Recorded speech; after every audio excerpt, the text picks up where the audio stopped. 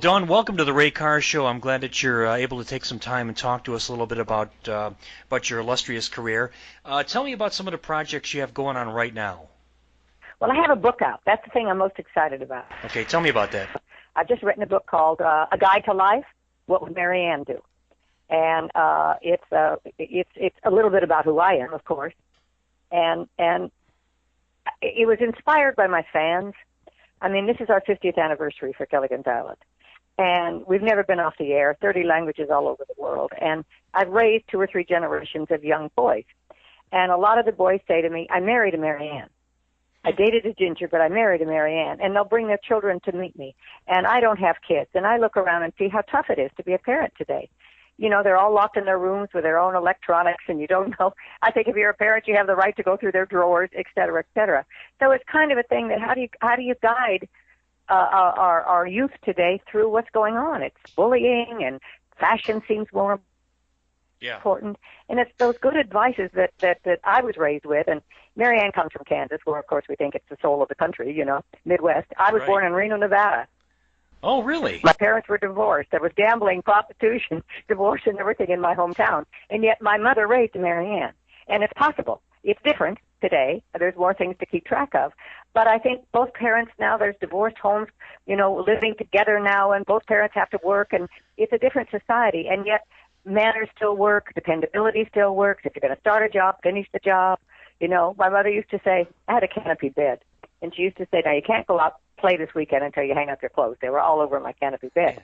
So instead of hanging up my clothes, I clean out the closets, I clean out my drawers.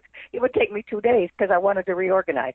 And I think there's something to say, and I think the reason my character is so embraced all over the world is she is that helpful person, not bullying, cheerful, sharing the chores, all of those things that you kind of have lost track of a little bit.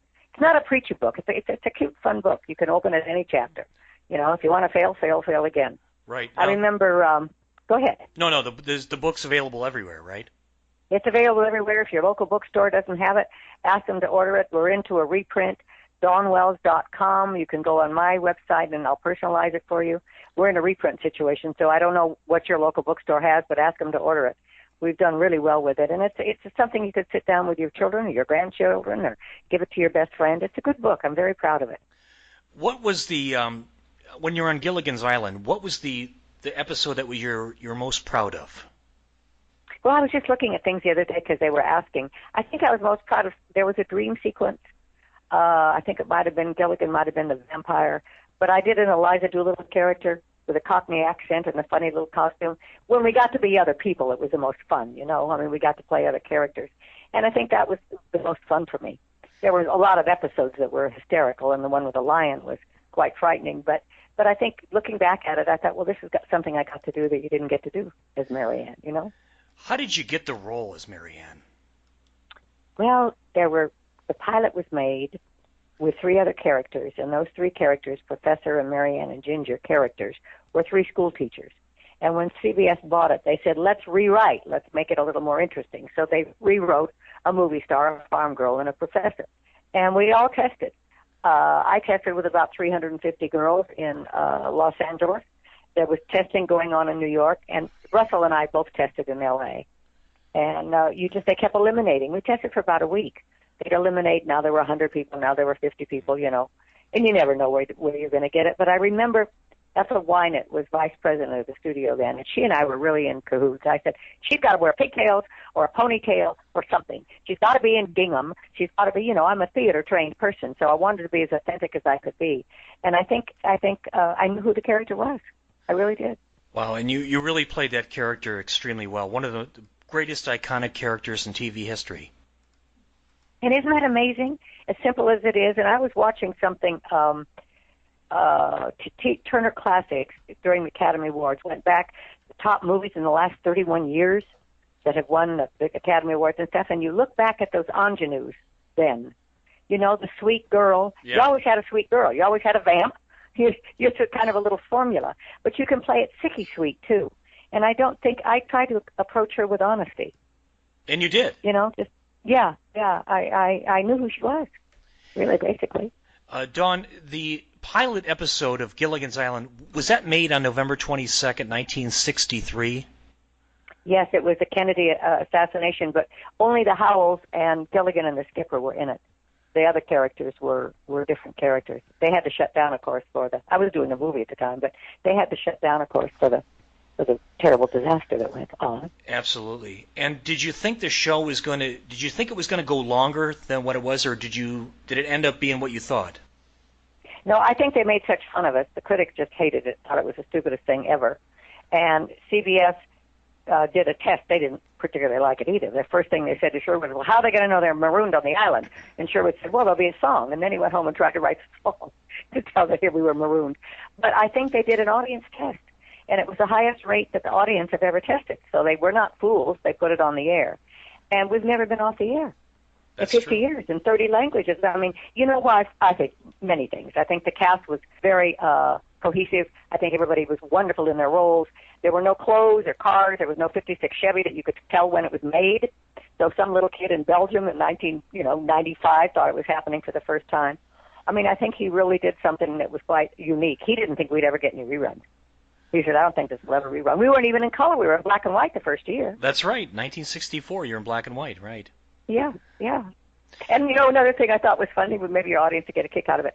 I helped design the shorts. We had to cover my navel. Ginger had to make sure her cleavage didn't show. That was all censors then. And the wardrobe girl would say, okay, now you've got a red and blue top on. We've got to have red bows in your hair. I said, why? It's black and white. What difference does it make?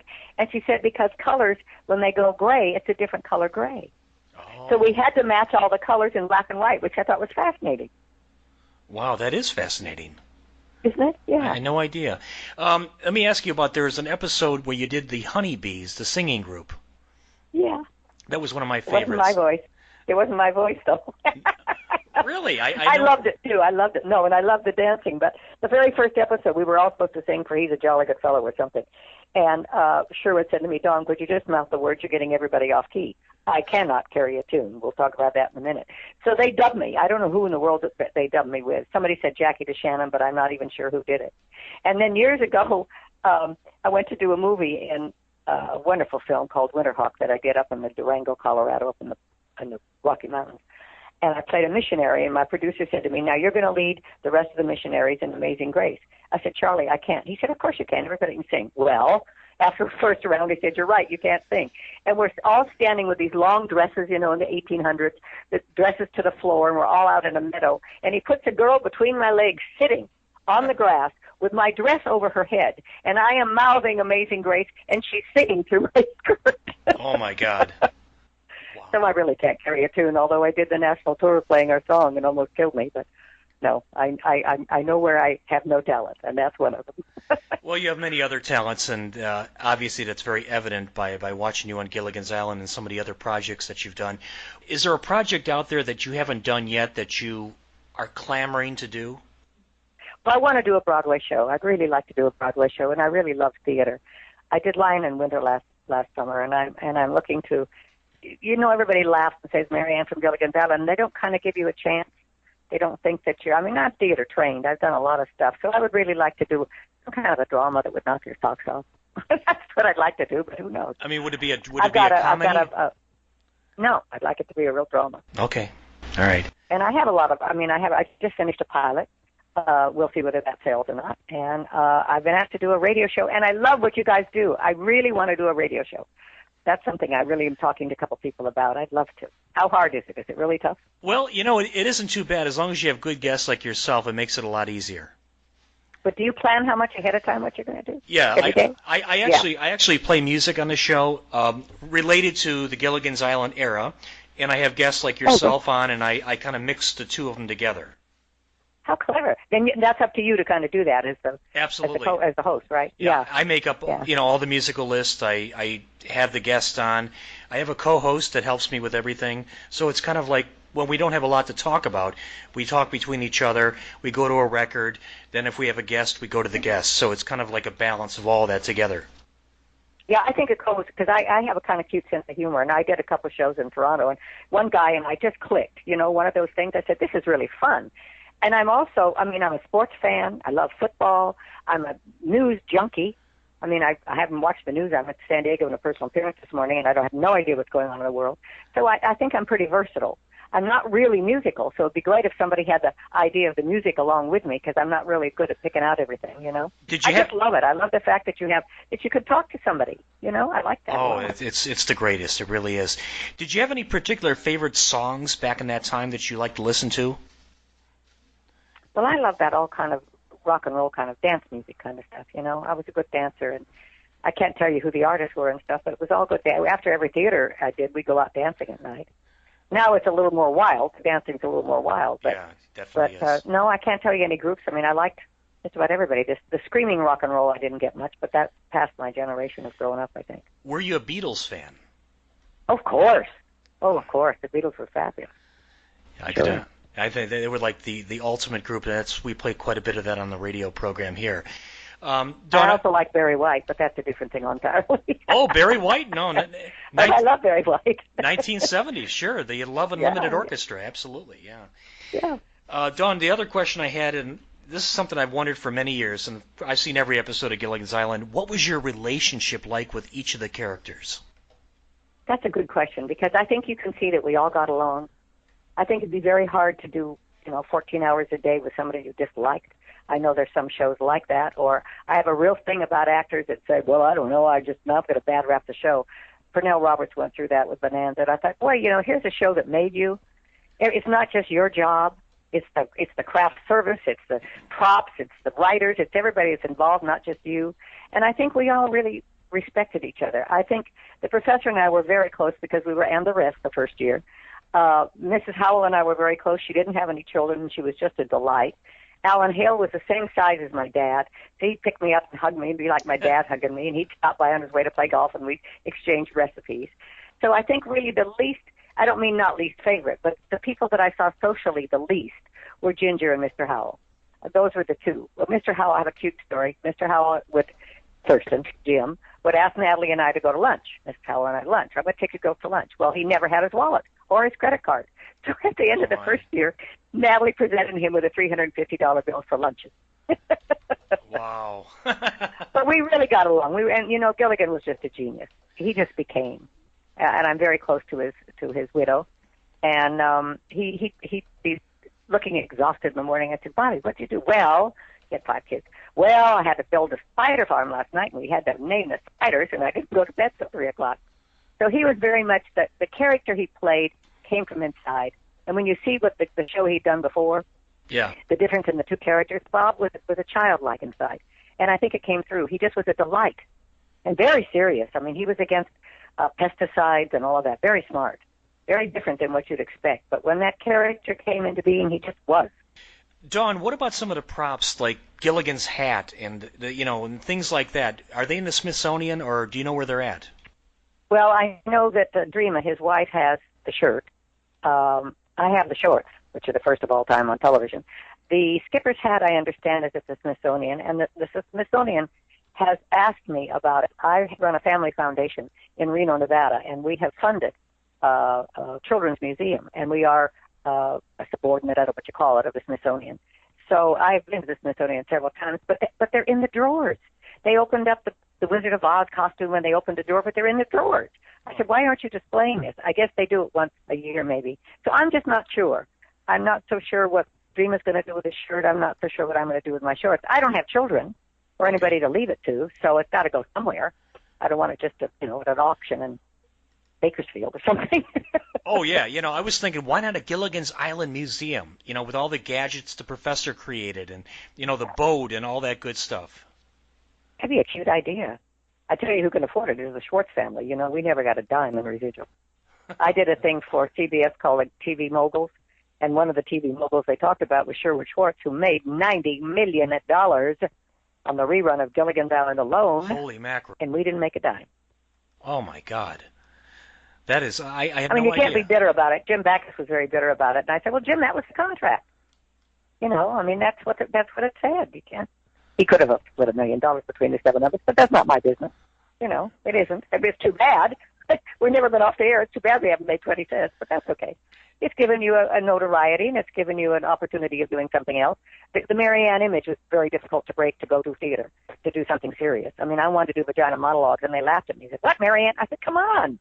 Just because I played that character doesn't mean I can't play another one." But then again, you might have been something that nobody knew who you were, so you can't be bitter. Yeah, it is what it is. It really It is what it is. That's right. Yeah. Did you ever question the writing of the show when the professor can build all these amazing things on Gilligan's Island and not create a way to get off the island or fix the boat enough to sail off the island? Exactly. Or some surfer surfs on and surfs off and doesn't know where he was. I mean, when the plots come up, you say, "What? Some men from Russia in a capsule? What?" And I guess you just have to go to the feeling of disbelief and play it as strong and as real as you can. Where was the actual island you filmed on? Well, the pilot was filmed on the island of Kauai, and we filmed right at CBS Studio Center. We tried a couple of weeks to film at Malibu, the beach scenes, but there was so much fog that would roll in around 3 o'clock, we didn't get much done. So CBS built a lagoon that a boat could come in and out of, and this is a cute story because I love it. We had a little waterfall, and the greensmen, the people who took care of the plants, you'd have the palm trees down there and then the orchids, and they had a kind of a fake moss so it looked like it was all an island, and we'd film a day or two out in the lagoon, in the water, outside, and then we'd move inside, and Gunsmoke was shooting right across from us. Gunsmoke would go down and use a lake, and they'd take the palm trees away and put in pine trees and tumbleweeds. I mean, it's like redoing your living room into a den. It always tickled me. And they just cemented it over into a parking lot about 4 or 5 years ago. What a shame. Yeah. What a shame. Dawn, thank you so much. And I'll put your book up on my website, and I'll definitely push that. And I appreciate your time, and the best of luck to you in your career. Thank you. And if you have kids, buy it and read it to them. They'll get a kick out of it. Thank you so much. I had a great day. Okay. Bye, Dawn. Bye-bye.